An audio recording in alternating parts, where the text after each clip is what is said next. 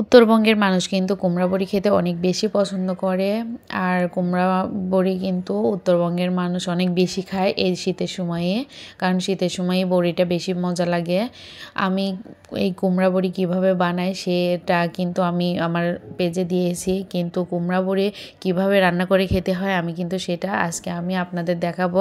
তো ভিডিওটা না টেনে সম্পূর্ণটা দেখার অনুরোধ রইল। আসসালামু আলাইকুম, কেমন আছেন সবাই? আশা করি সবাই অনেক বেশি ভালো আছেন। তো আমাদের উত্তরবঙ্গের মানুষ কীভাবে কুমড়া বড়ি খায় আজকে আমি আপনাদের দেখাবো। এটা হচ্ছে কুমড়া বড়ি। তো এখন আমি কড়াইতে তেল দিয়ে, তেলটা হচ্ছে অতিরিক্ত গরম না, মাঝারি গরম করে আমি তার মধ্যে কুমড়া বড়িগুলা দিয়ে দেব। দিয়ে আমি সুন্দরভাবে বাদামি কালার করে ভেজে নেব, যেন রান্নার সময় বড়িগুলা গলে না যায়। কারণ কম ভাজা হলে কিন্তু রান্নার সময় বড়িগুলা দিলে বড়িগুলা গলে যাবে, খেতে ভালো লাগবে না। সবসময় হালকা বাদামি কালার করে ভাজবেন, তাহলে দেখবেন খেতে অনেক বেশি মজা লাগবে। তো আমার বড়ি ভাজা মোটামুটি হয়ে গেছে, আমি এখন নামিয়ে নেব।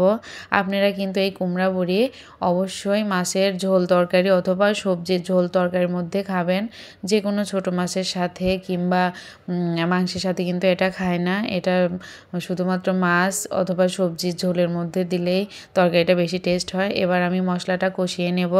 সুন্দরভাবে মশলা কষানো হয়ে গেলে এর মধ্যে আলু আর কুমড়া বড়ি দিয়ে দেব। একসাথে কষালে কিন্তু তরকারিটা অনেক বেশি টেস্ট হবে, কারণ কুমড়া বড়ি কষানোর সময় দিলে কুমড়া বড়ির মধ্যে মশলাটা যাবে সুন্দরভাবে, খেতে কিন্তু বেশি ভালো লাগবে।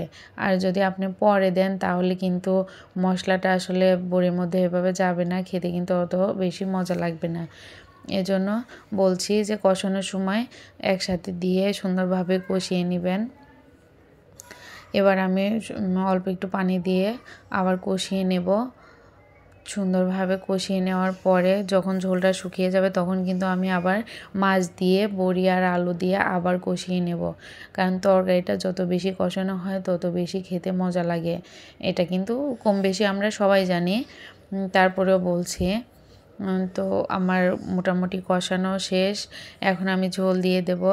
ঝোলের মধ্যে দেখছেন বড়িগুলো কিন্তু ফুলে উঠছে, মাশাআল্লাহ গলে যাচ্ছে না।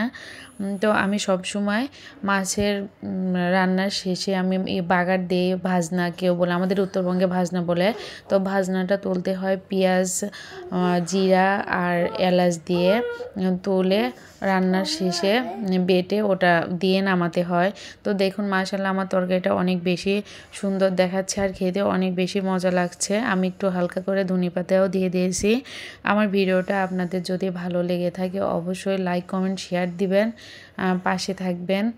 আর আমার ভিডিওটা উপকারে লাগলে সেটাও আমাকে অবশ্যই কমেন্ট করে জানাবেন।